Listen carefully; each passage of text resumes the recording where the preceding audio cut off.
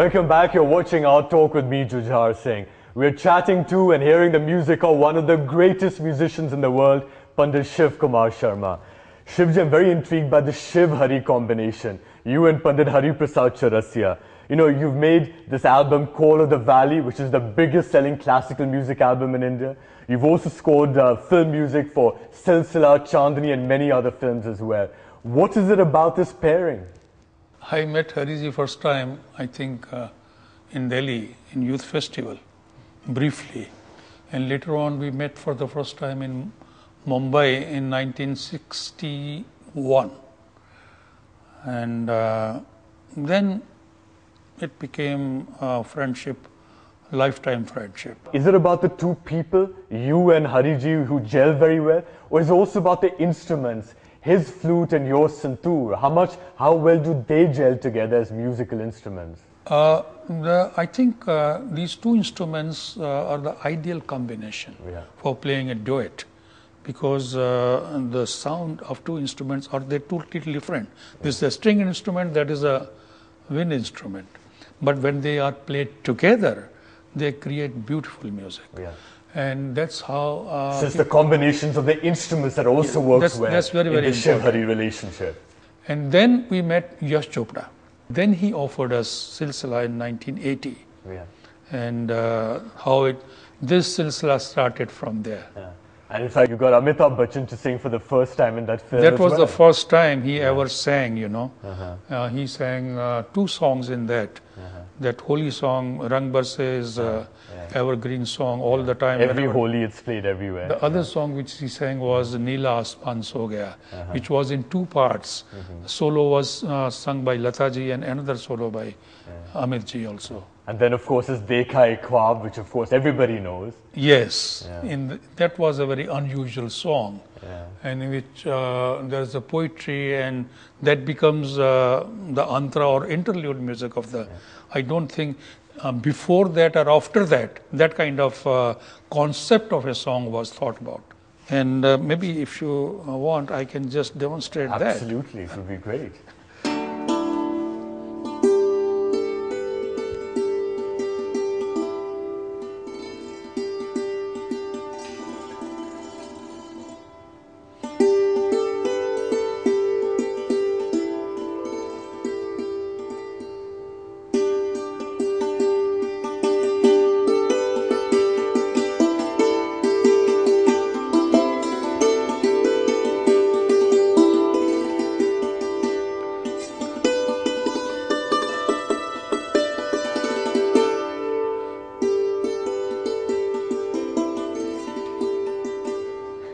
You know, when I was young, my mother used to sing folk songs. Dogri folk songs from Jammu. Folk songs from Jammu. And those were in my memory when we started composing for this film. So we took inspiration from different sources. But Panditji, after that, you and Pandit Hari Prasad Chaurasia, you've made the musical score for several other films like Lamhe and Dar as well. And then now for the last few years, there's absolutely nothing. What's the possibility that you may do something again in future? You see, basically we are classical musicians. And that is our priority. Your first love is classical santoor. And it will be always.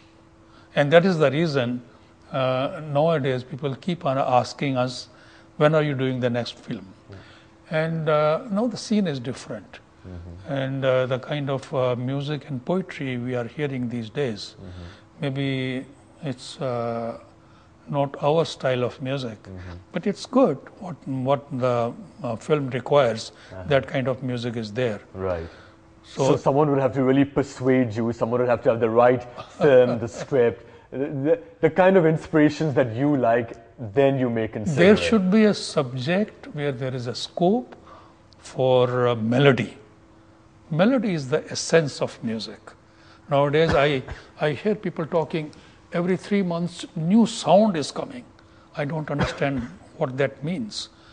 Melody and poetry makes song. And that's most important. Okay, then let's get back and talk about your first love, which is the classical santoor. I want to talk about the sound of the santoor because, you know, when one hears a santoor, it lends itself to calmness and stillness? I have worked a lot to create this tonal quality, and as I said, tonal quality doesn't come from the instrument. It doesn't come from these mallets and from the technique. It comes from here. And I can strike it,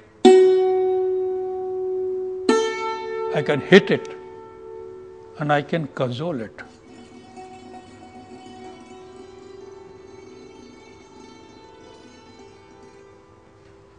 So it comes from here, and it requires a lot of sadhana, riyaz, learning, thinking. Well, it's the kind of instrument, the kind of music that I imagine is probably used a lot in relaxation therapies, yoga, and so on. I was surprised whenever I'm traveling around the world, I come across people who tell me they are using my Santoor music for meditation. They are using my Santoor music for therapy in the hospitals. Many surgeons have told me that while they are operating, they use my music, it relaxes them. But Shivji, we're talking about how this music is therapeutic, is meditative, but I also know that you also created, or shall I say discovered, a new rag, Antardhwani, which is actually very meditative. How did that happen? I feel there are hundreds of rags already there. And in lifetime, a musician cannot master all those rags. Maybe 10, 12, 20, 30. So what is the need of creating a new rag? I believe in that. And how it happened, it was not with the intention of creating a new rag. As I told you, when I'm traveling, people come to me, they said, we want you to record something which we can use for meditation. And I started thinking about it. What shall I play for those listeners who are looking for this kind of music? And one day during practice session, while I was tuning my instrument from one rag to the other rag, I discovered this scale. And it sounded good.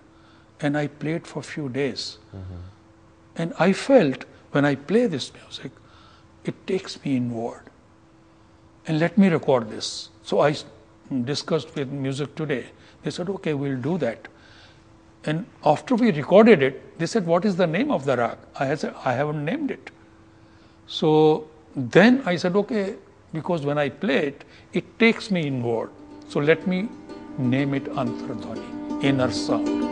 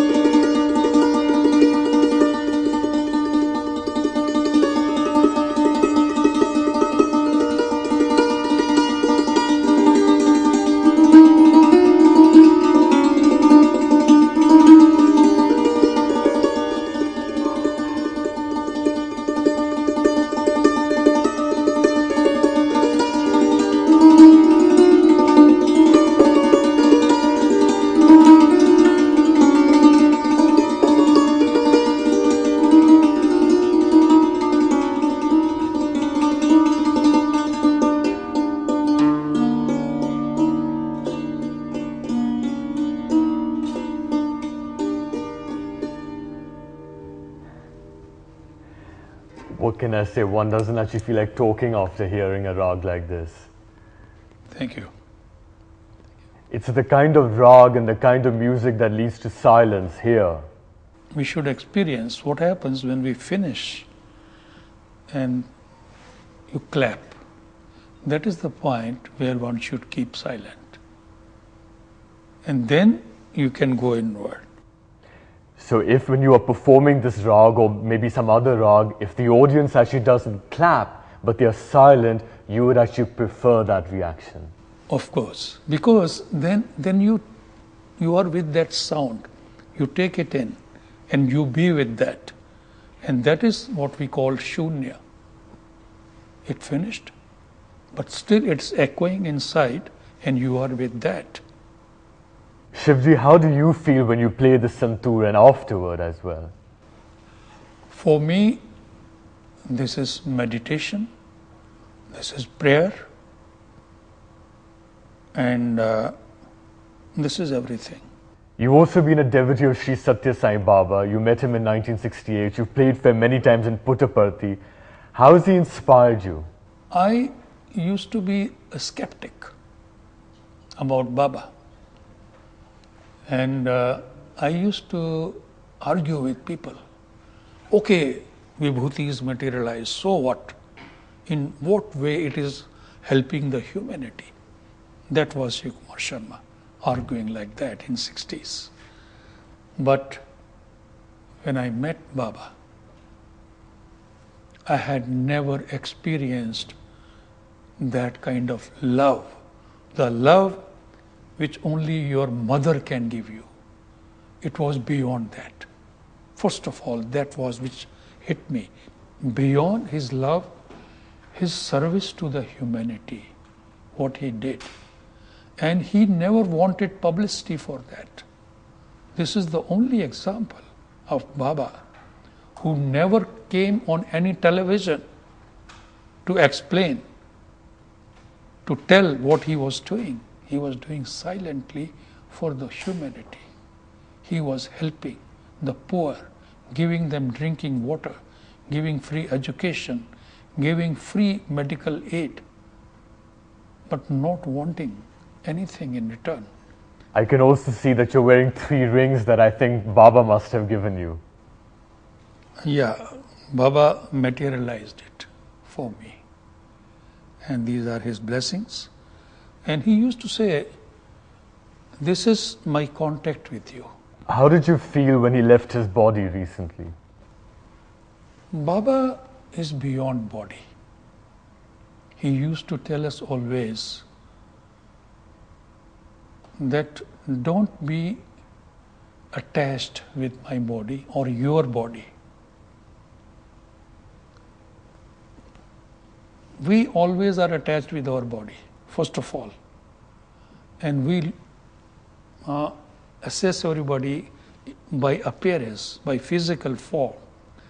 And Baba used to tell us, I am beyond this physical form. And that we had experienced in his lifetime when he was in his body.